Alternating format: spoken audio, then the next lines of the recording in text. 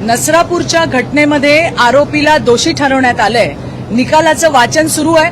माझ्यासारखीला आणि या राज्यातल्या प्रत्येक आईला बहिणीला हे नक्की वाटतंय की या हरामखोर आरोपीला मरेपर्यंत फाशीची शिक्षा त्या ठिकाणी मिळायला हवी. हा माणूस विकृत आहे. याच्या आधी सुद्धा दोनदा त्याने अशा पद्धतीचा प्रकार स्वतःच्या घरामध्ये केलाय. त्यावेळेला न्यायालयाने त्याला सोडून दिलं होतं. कुठल्या बेसवरती सोडलं, कुठल्या ग्राउंडवर सोडलं याची माहिती घेण्याची सुद्धा गरज आहे असं मला वाटतंय. पण या प्रकरणामध्ये दोषी ठरवलं असून निकालाचं जे आहे ते वाचन चालू आहे. त्यामुळे मरेपर्यंत फाशी अशा विकृतांना ठेचण्यासाठी अत्यंत गरजेची आहे. अजून सुद्धा मालेगाव मधल्या डोंगराळे गावातली जी चिमुकली होती तिचा न्याय प्रतीक्षेमध्ये आहे. त्याचबरोबरीने अहिल्यानगरच्या वडगाव पानमध्ये त्या ठिकाणी मुलीवरती, छोट्या मुलीवरती ऍसिड अटॅक झाला, ते सुद्धा प्रकरण अजून प्रलंबित आहेत. म्हणून मला असं वाटतंय की ज्या पद्धतीने नसरापूरची केस आज 16-17वा दिवस लवकरात लवकर ती त्या ठिकाणी स्टँड झाली आणि त्या हिअरिंग सुद्धा सुरू झाल्या, दोषी सुद्धा ठरवला गेलाय.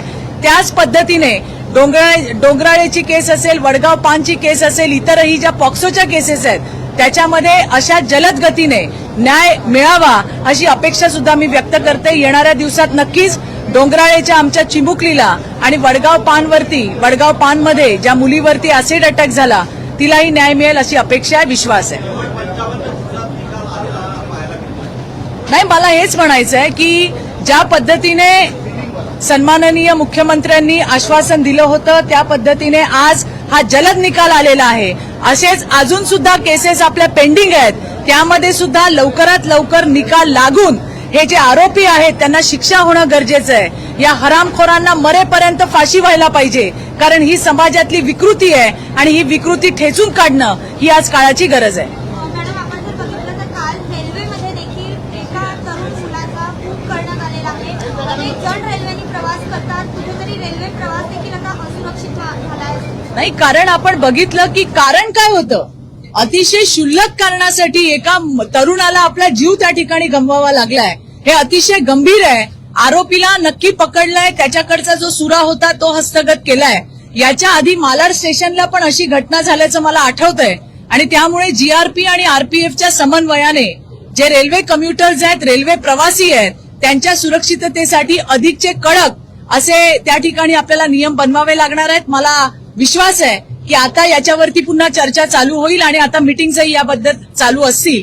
कारण रेल्वे ही या मुंबईची कष्टकऱ्यांची जीवनवाहिनी आहे. रोज लाखो लोक ट्रेनने येतात आणि जातात आणि अशा परिस्थितीत जर असे गुन्हे घडत असतील तर ते निश्चितच गंभीर स्वरूपाचे आहेत. ठीक आहे, थँक्यू.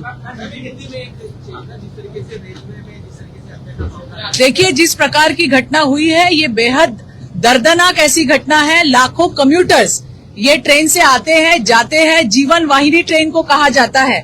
इससे पहले भी मलाड में इस प्रकार से एक घटना हुई थी, मुझे याद है. और आज ट्रेन में जिस प्रकार से हत्या हुई है ये बहुत गंभीर है. आरोपी को पकड़ा गया है. मुझे लगता है आने वाले दिनों में जीआरपी और आरपीएफ के माध्यम से रेलवे कम्यूटर्स के लिए वहां पे एक अच्छे सुरक्षित प्रवास की एसओपी बनाई जाएगी. कुछ निर्देश दिए जाएंगे. हो सकता है अभी मीटिंग शुरू भी हो, हम भी इसका फॉलोअप जो है वो जरूर लेंगे. नसरापुर की जो घटना हुई है उसमें जलद गति से न्याय मिल रहा है. जो आरोपी है उसे दोषी ठहराया गया है. मुझे ऐसे लगता है कि ऐसे आरोपियों को मरने तक फांसी देने की जरूरत है. और भी ऐसी केसेस हैं. हमारे मालेगांव में डोंगराळे जो गांव है वहां की एक छोटी बच्ची हो, उसके साथ ही अहिल्यानगर में वडगाव पान जहां पे एसिड फेंका गया, ये भी बहुत सारी केसेस अभी प्रलंबित है. नसरापुर की तरह उनको भी जलद गति से न्याय देना चाहिए और वो न्याय देने का काम होगा, ये मुझे विश्वास है. Thank you.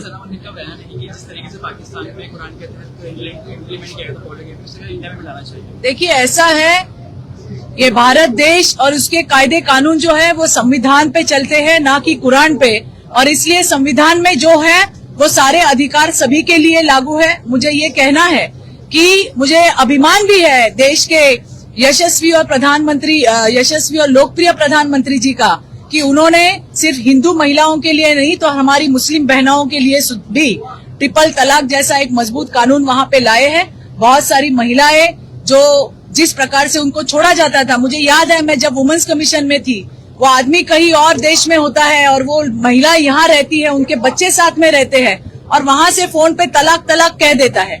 और तलाक कहने के बाद उस महिला के भविष्य का क्या होगा, उनके बच्चों के भविष्य का क्या होगा। आज तक जिन्होंने ये वोट बैंक संभाल के रखी है उन्होंने इनके लिए कुछ नहीं किया, लेकिन हमारे मोदी जी ने ये किया है और ट्रिपल तलाक जैसा एक सख्त कानून इस देश में लागू किया है, जिसका फायदा हमारी मुस्लिम बहनों को हो रहा है।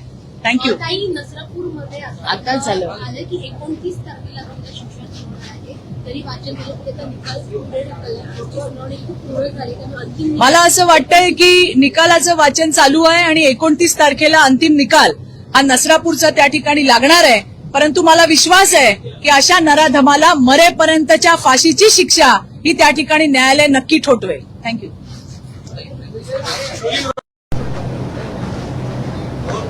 नसरापूरच्या घटनेमध्ये आरोपीला दोषी ठरवण्यात आलंय. निकालाचं वाचन सुरू आहे.